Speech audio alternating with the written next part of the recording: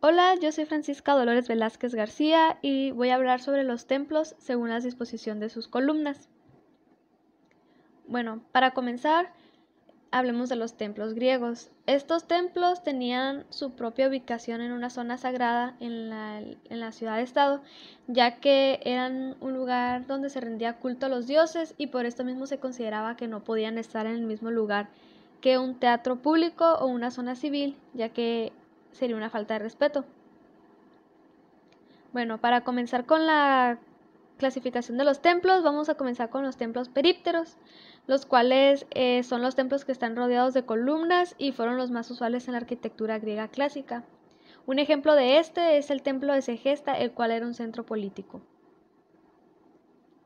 A su vez, este tipo de templo se clasificaba según el número de columnas que tienen en sus lados más estrechos, ya que tenían forma rectangular, pues era el número de columnas en la parte frontal o trasera los que determinaban qué tipo de templo eran. Por ejemplo, si tenían 6 columnas, eran hexástilo.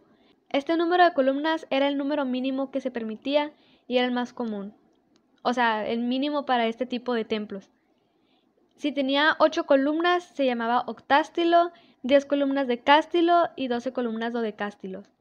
También, para poder colocar el número de columnas en el lado más largo, se debía tomar el número de columnas de la fachada principal, multiplicarlo por 2 y si se gustaba sumarle 1 o 2 y ya daba el número de columnas. Por ejemplo, aquí tenemos 6 y en el lado más largo tenemos 13 columnas. Los templos pseudoperípteros. Estos templos tienen columnas en los 4 lados, pero solo las frontales y las traseras son columnas como tal. Las columnas de los laterales están adheridas, por así decirlo, al muro, o sea, están integradas. Como podemos ver en la imagen, está el muro y sobresalen los mediocírculos, los cuales serían estas columnas que se están integradas. Un ejemplo de esto es el Maison Carré, que es un templo romano para el culto. Como podemos ver en la imagen, sí sobresale ahí la columna del muro, pero igual está integrada. Los templos próstilos son los que solamente tienen columnas en su fachada principal y el número de columnas siempre es par. Como podemos ver en la ilustración, tenemos 4 columnas y 2 columnas. Los anfipróstilos, estos no tienen columnas en los laterales, solamente en su fachada principal y en la fachada trasera. Aquí podemos ver en la imagen que sí, los laterales se ven bastante sencillos. Y para este tipo de templos, el número de columnas máximo permitido era 8, es decir, se permitían solamente 4 por cada fachada, como máximo. In antis. Estos templos solamente tenían 2 columnas y estas 2 columnas se encargaban de sostener el tejado del porche que tenían en la fachada principal. Estos templos no eran de gran tamaño, ya que nada más estaban para custodiar las ofrendas a los dioses. Por esto mismo los llamaban tesoros, vaya, porque pues eran el tesoro del lugar. Un ejemplo de esto es el tesoro de Atenas. Como podemos ver, son bastante pequeños de tamaño y aunque tiene las 2 columnas, también tiene 2 muros que ayudan a sostener esa carga. El templo díptero. Estos templos están rodeados por una doble fila de columnas por sus 4 lados. Como podemos ver en la ilustración, pues tienen bastante columna y sí tiene doble fila. Un ejemplo de esto es el templo de Apolo de Dídima. No se alcanza a apreciar bien, ya que no está, pues está muy deteriorado. Pero lo que sí podemos ver son las bases de las columnas y en la imagen de la izquierda podemos notar que sí son doble fila de columnas en cada uno. Después está el templo monóptero, el cual su planta es circular, por lo que sus columnas siguen esta forma y orden. Estos eran más que nada para mostrar que se tenía poder y autoridad sagrado en la ciudad. Esos tenían símbolos sagrados y no contaban con un techo como tal.